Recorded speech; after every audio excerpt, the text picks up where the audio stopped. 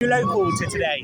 Yeah. Yeah? So you've come within like a 10-minute area of the hotel? Well, yeah, Derby. Derby, yeah? Sorry, I just got distracted a bit by this there.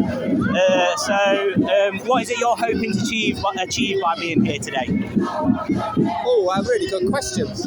I think that we need to make sure that the people that are putting forward the idea that asylum seekers and refugees, A, are in some way illegal, or B, that there's a huge problem. There are issues. Mine is to show that there is opposition and to remind the public that actually the real problem exists with lack of investment in infrastructure to support people who are newly arrived in this country who are escaping persecution. You know, it's perfectly valid to be worried about getting an appointment with your GP or getting your kids into a school, you know, or getting a house for your kids or for yourself. Those are totally legitimate worries. Yep. But the answer is not to blame other poor people who are escaping from truly awful situations. It's to ask questions of those in power, those with wealth, why we do not have the resources to make sure that everybody can get a doctor's appointment. Our current immigration means that, you know, we will actually be more economically viable moving forwards. We need more people. Our birth rate is falling. We've got an ageing population. So my message is really like, look, let's look at the bigger picture. Let's look at building some solidarity between those with poverty and actually ask questions of the real enemy here, who I'm afraid are the wealthy and the powerful, to make sure that everybody has a decent life. Okay. How do you think that Keir Starmer is handling the migrant crisis? I think it's embarrassing, and I think he can't make his mind up. He can't make up his mind whether he's going to appeal to a reform agenda or actually set out the arguments in favour of migration. But also, you know, these are people like, when you hear, oh, we're going to send women back to Afghanistan. Well, we went in there and we created those situations. So he needs to stand up and with clarity make the case for managed migration, but then investment in the services. That a lot of people on the other side of the road, they're perfectly reasonable and justified in pointing out that, you know, they're struggling. Yeah. Totally reasonable. But let's not turn working people against other working people, poor people. Let's punch up, not down. Fair enough.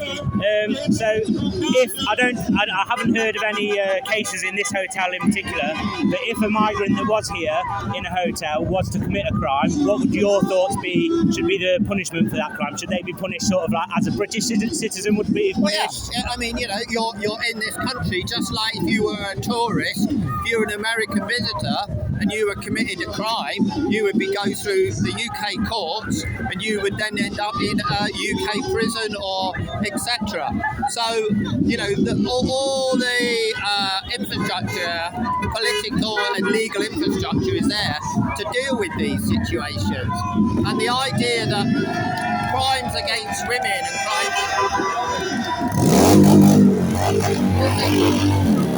and this has been this is a massive problem in society.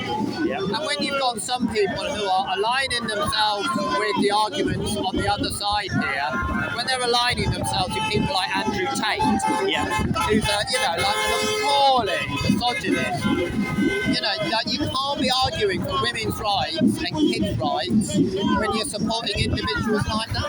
Yeah, fair enough.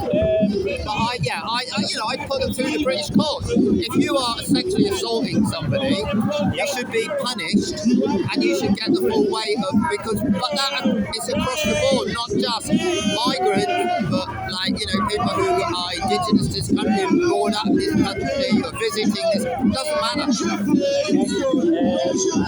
Do you think there is some middle ground to be found where you've said obviously a lot of these people are maybe lesser off in society, blaming the others, other lesser off people in the hotel? Do you think that the way forward through that is more protest, or do you think that we should come together and have a conversation? Well, there should always be conversation. We should always be talking and trying to have reasoned discussion. The danger is that it's become so polarised, and also a lot of it is being driven by the extremes on both sides. But certainly, you can see that there are banners on the other side for groups that are borderline fascist, racist, and there are loads of people on the other side who are not racist, they are not fascist, they are worried, they are concerned about their kids and health and education and housing. Totally legitimate, and that's the common ground. How do we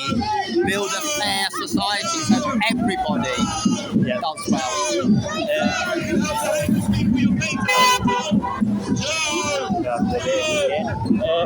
What do you think of people that are choosing to cover their face today on both sides? It doesn't matter. I mean, it's not me. I see you're here. You're proud to put your face to your cause. You've made your own sign by the looks of things today, so it's your own beliefs. You're not just parroting what other people are thinking. I don't want to wave a lollipop, which is what I call these like things. And also that's not my policy. I'm not a member of those parties, so I choose to express my views, in my own way. I'm uncomfortable with face coverings, full stop, but I'm uncomfortable with a lot of ways or reasons why people cover their face or cover their hair or whatever. All of it makes me uncomfortable. Yeah. Right. Well, thank you.